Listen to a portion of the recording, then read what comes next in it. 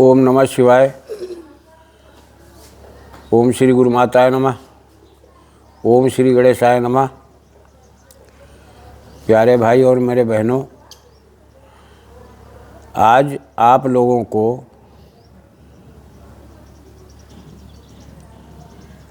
चाहे जिस देवी देवता का आवाहन करना होता है तो आप लोग पूजा के स्थान में जो घंटी या घंटा रखते हो उसके विषय में एक मंत्र दे रहा हूँ।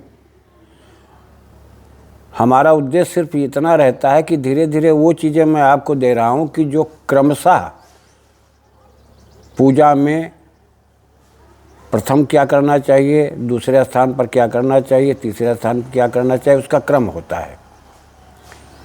जैसे बड़े विधान में आप जाएंगे तो बहुत से मंत्र ऐसे हैं कि जिनमें विनियोग होता है, संकल्प। ठीक इसी तरह से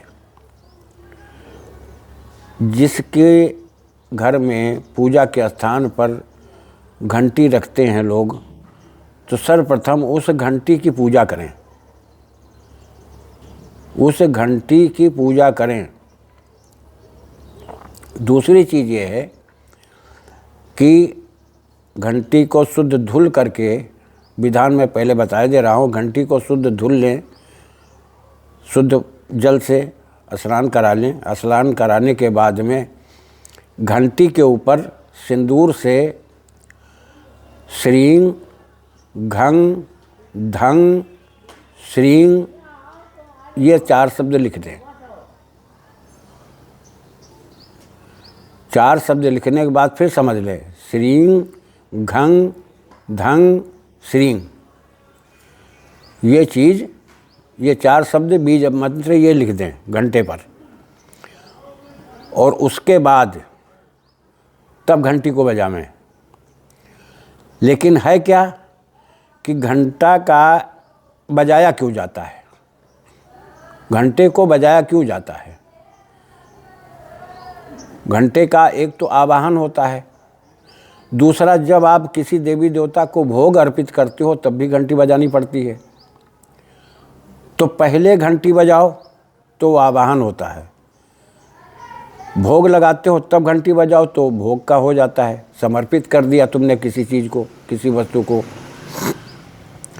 अब जो सरल विधान है, जब आप उस तक नहीं पहुंच पाते हो कि सरल स्वभाव से, सहज भाव से जब किसी देवता का आवाहन करते हो, तब तो वो तुम्हारी सरलता पर मुग्ध होकर के वो ऊर्जा आ जाती है।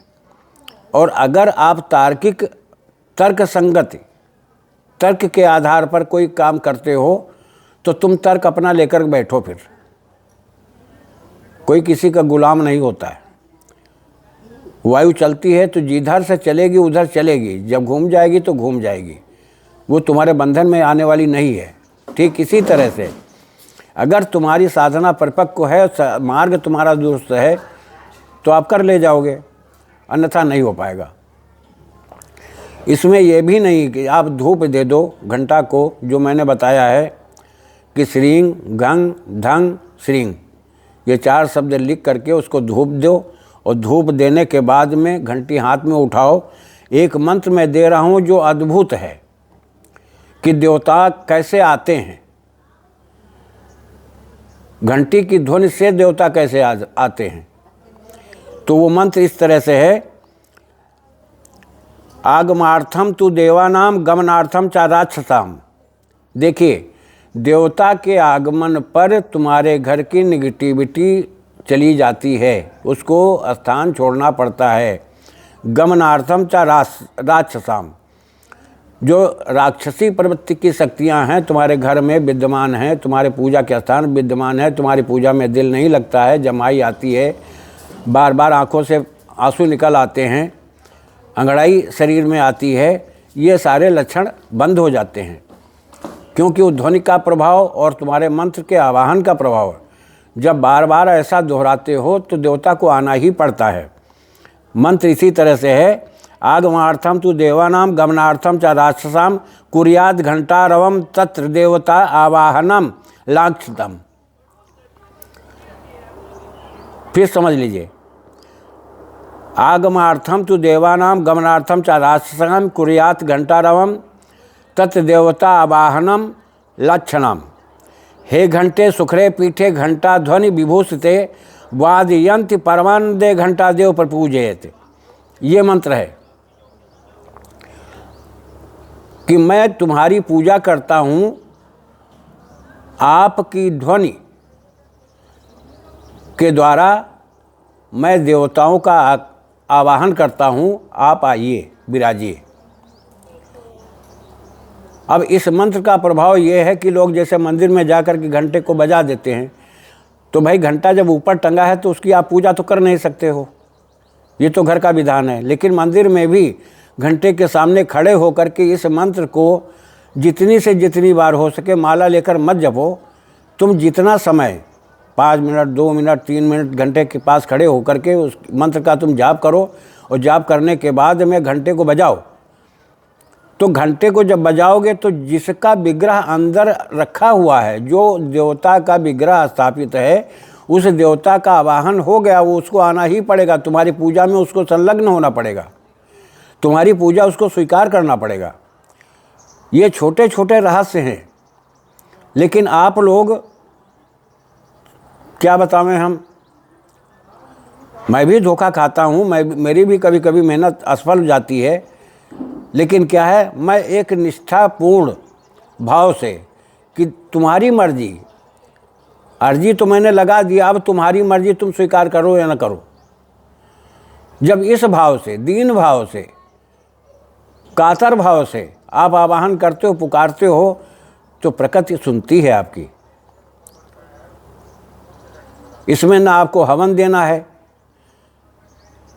हाँ, ये ज़रूर है, घंटा का जाप करने से एक माला 100 बार तुम कम से कम जाप कर लो। उसके बाद पूजा करते रहो, धूप दीप देते रहो, आरती उतारते रहो, उसके बाद घंटे को बजाइए। आप तत्काल देखोगे इसका प्रभाव। तुम पूजा के स्थान पर ही पहली बार में ही इसका प्रभाव देख लो कि पहले आप क्या बन करके बैठे थे, अब क्या बन गए हो, कितना बड़ा प्रभाव पड़ रहा है। तो मैं इसी के साथ अपनी वाणी को विराम दे रहा हूँ। अगर आप मेरे बताए हुए मार्ग पर चलोगे तो ज़्यादा नहीं, लेकिन अच्छे साधकों में तुम्हारी गिनती हो जाएगी, और नहीं तो हुम फट चट फट इसी में लगे रहो। भैया जो तुम्हारी इच्छा हो, स्वतंत्र हो, आप करो न करो। मैं तुम लोगों के साथ विश्वासघात नहीं कर पाऊँगा, क्योंकि ये प्राकृतिक ऊर्जा है, प्राकृतिक शब्द हैं। ये हमारे कोई बनाई हुई गणना नहीं, हमारी रचना नहीं है। ये हमारे ऋषि मनुष्यों की परंपरा है एक, जो हमें जो प्राप्त है मैं आपको लोगों को दे रहा हूँ। खुशी से आप स्वीकार करते हो तो ठीक, न स्वीकार करते हो तो ठीक। मैं इसी के साथ अपनी वाणी को विराम दे रहा हूँ। आपका समय व्यर्थ न जाए। मेहनत करते हो, प्रकृति पर भरोसा है, तो प्रकृति को भी कुछ देखना चाहिए, और उसको जब लक्षण कुछ प्रत्यक्ष नज़र में आ जाए तो उसको मानो। मैं इसी के साथ वाणी को विराम दे रहा हूँ। जय राष्ट्र, जय भारत, वंदे मातरम।